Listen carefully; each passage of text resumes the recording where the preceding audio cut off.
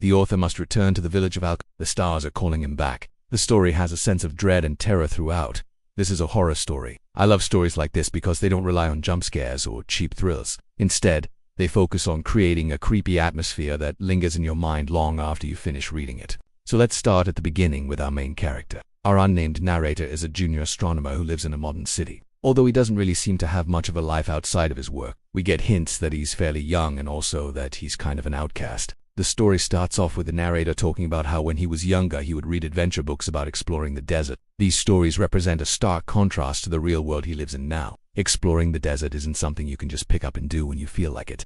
There's very little exploration in the modern world. Either the land is owned by somebody or there are signs telling you that you're not allowed to go any further, and going off-road can be expensive. In these adventure books, the hero would simply leave the city, board their camel and go out into the desert. Our narrator wishes that things were still like this, and that is why when he discovers a faded entry in his late grandfather's journal about a mysterious place in the desert, he decides to pay it a visit. The narrator is pretty confident about his trip. He packs a few things, gets in his car and goes. As the story continues, we learn about this place called Al-Quamarain, which translates to the Two Moons. It's a forgotten village located in the desert of southern Jordan. According to local legend, the night sky over this place is cursed. Most people stay away from it, and even the nomads refuse to camp nearby.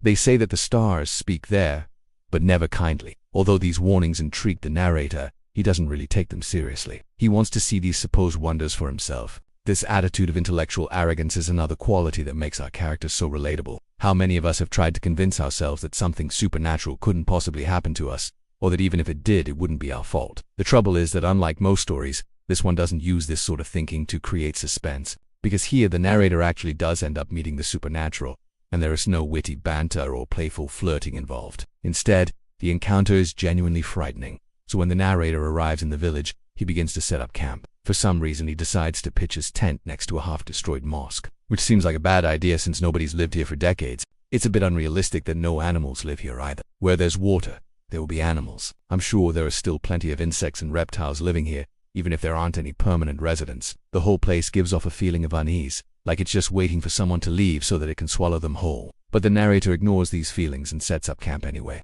Finally, the time comes when the stars begin moving. As the constellations shift, the ground beneath the narrator's feet shakes and the whispers begin. He describes the sound as faint, gentle, and intricate. It's hard to imagine what this would actually sound like, but I suppose that's the point. The more we try to understand something, the harder it is to comprehend. I think that's why I enjoy stories like this. They make us confront the fact that there are some things we'll never fully understand.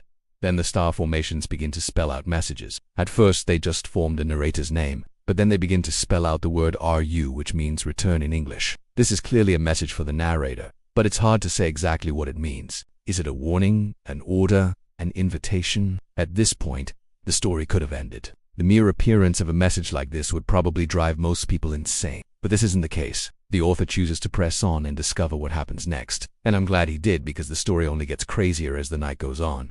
The author doesn't describe what the rest of the night looks like. He tells us that at 3 a.m. the whispers got louder, and this is when the story takes a turn for the worse. We learn that the narrator isn't alone. Something else is present in the desert. It watches him and speaks to him telepathically, although what it says isn't very nice. The tone of the story becomes darker, more urgent. The narrator doesn't know what to do. He feels trapped and desperate, and in his panic, he runs away. But it's pointless. No matter where he goes, the stars follow him. This detail drives home the omnipresence of whatever entity is controlling the stars. It's powerful and inescapable. The narrator passes out sometime later and wakes up in a hospital. The story ends with the narrator reflecting on his experience. He hasn't spoken about what he saw to anyone except the doctor, and I'm sure that even the doctor probably thinks that he's crazy. This detail shows the theme of isolation that's been present in the story from the beginning. The narrator is cut off from human connection, both physically and emotionally. Even the ending leaves him alone. It's almost like the narrator brought this upon himself. After all, he chose to enter the desert on his own. He chose to ignore the warnings. He chose to question what he didn't understand. And now he must deal with the consequences. Stories like this show that sometimes it's better not to know. If you've ever wondered why cosmic horror is so popular, I think it's because it deals with themes like these. Humanity is insignificant in the face of the cosmos, and when confronted with true evil, all we can do is die. If you enjoyed this video, please leave a like. I would greatly appreciate it. Thank you for watching.